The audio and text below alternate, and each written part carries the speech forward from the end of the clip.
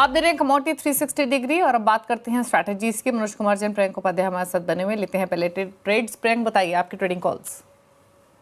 Good evening.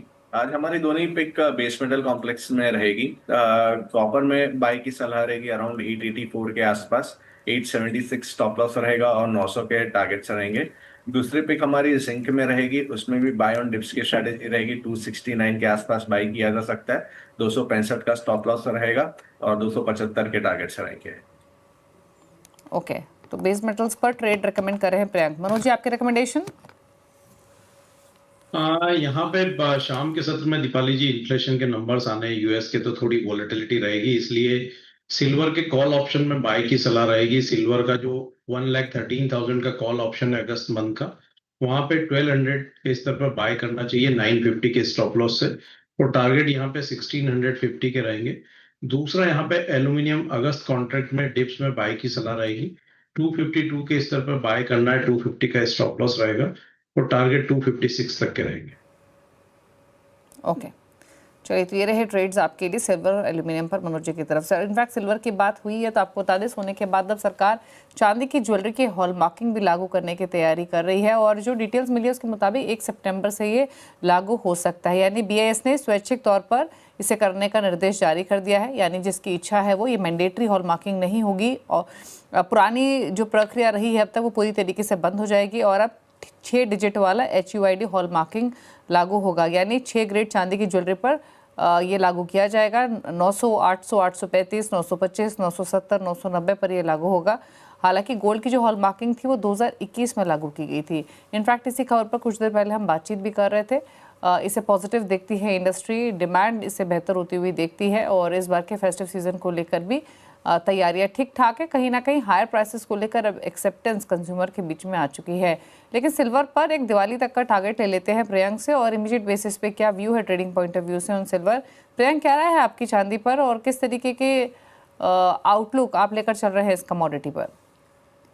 देखिए, चांदी में वेरी शॉर्ट टर्म आउटलुक अगर हम देखें तो अराउंड $36, $35 से चांदी ने एक बाउंस बैक दिया है इंटरनेशनल मार्केट्स में टुवर्ड्स 38 हाफ। तो मोटा मोटी जो वेरी शॉर्ट टर्म में रेंज में देख रहा हूँ around 36, 35 on the lower side and 38, 39 on the higher side. तो मोर और लेस ये रेंज में चांदी ट्रेड करनी चाहिए।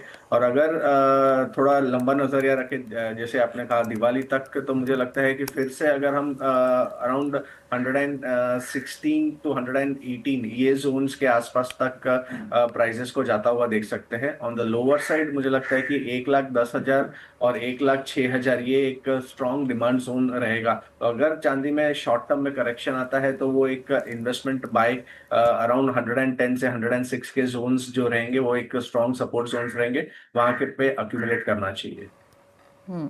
अच्छा, कच्चे तेल पर मनोज जी आपकी राय क्या है? अभी आपने सुना मिस्टर तनेजा को भी, क्या व्यू है इन लेवल से?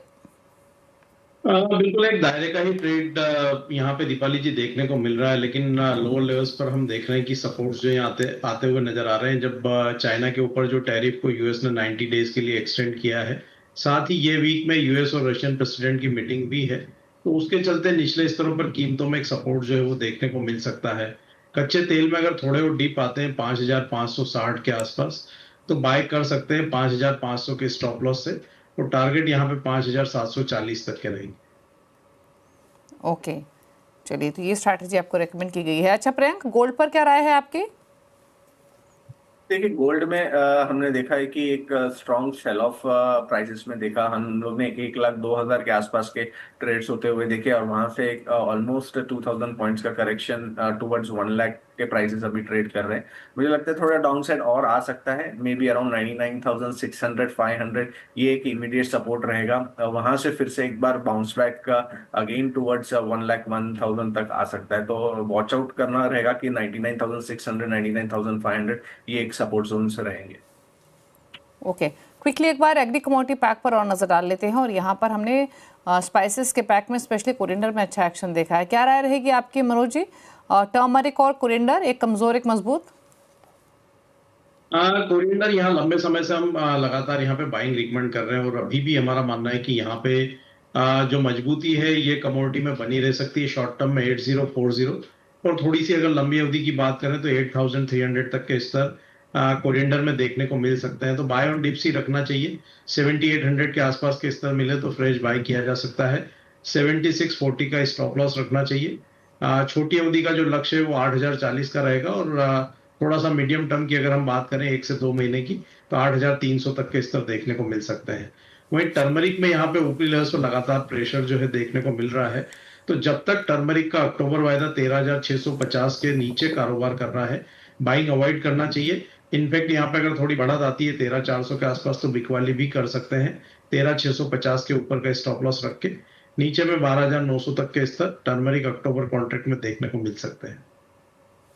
ओके, चलिए ये रहे आपकी तरफ से ट्रेड्स हमारे दोनों एक्सपर्ट्स की तरफ से हमारे व्यूअर्स के लिए। थैंक यू प्रियंक और मनोज जी आने के लिए शो में और सभी ट्रेड्स रेकमेंड करने के लिए। इसी के साथ एक ब्रेक का वक्त हो गया। ब्रेक के बाद आप देखिए आवाज समाचार। नमस्कार।